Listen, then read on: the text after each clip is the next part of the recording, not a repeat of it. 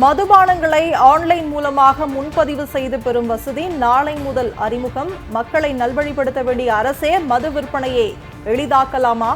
டாஸ்மாக் கடைகளில் மது பிரியர்கள் தங்களுக்கு தேவையான மதுபானங்களை ஆன்லைனில் புக்கிங் செய்து நேரில் சென்று வாங்கிக் கொள்ளும் நடைமுறையை டாஸ்மாக் நிர்வாகம் நாளை முதல் அறிமுகப்படுத்த உள்ளதாக செய்திகள் வெளியாகியுள்ளன என்று டிடிவி தினகரன் தெரிவித்திருக்கிறார். ஏற்கனவே உணவகங்களுடன் கூடிய மதுபான கூடங்கள் டாஸ்மாக் கடைகளை தனியார் மயமாக்குதல் முடிவுகளை கசியவிட்டு கடும் எதிர்ப்பால் பின்வாங்கியது தாவேக அரசு.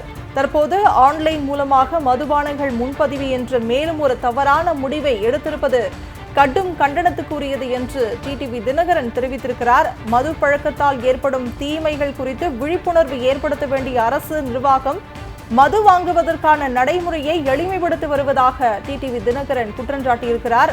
அதன் மூலம் அரசின் வருவாயை பெருக்க நினைப்பதும் சமூக நலனுக்கு முற்றிலும் எதிரான நடவடிக்கையாகும் என்று டிடிவி தினகரன் குறிப்பிட்டிருக்கிறார். எனவே டாஸ்மாக் கடைகளில் முன்பதிவு செய்து மதுபானங்களை பெறும் நடைமுறையை உடனடியாக கைவிட வேண்டும் என்று அமமுக பொதுச் செயலாளர் டிடிவி தினகரன் கேட்டுக் கொண்டுள்ளார். செய்தியாக நாம் பார்த்துக் கொண்டிருக்கிறோம்.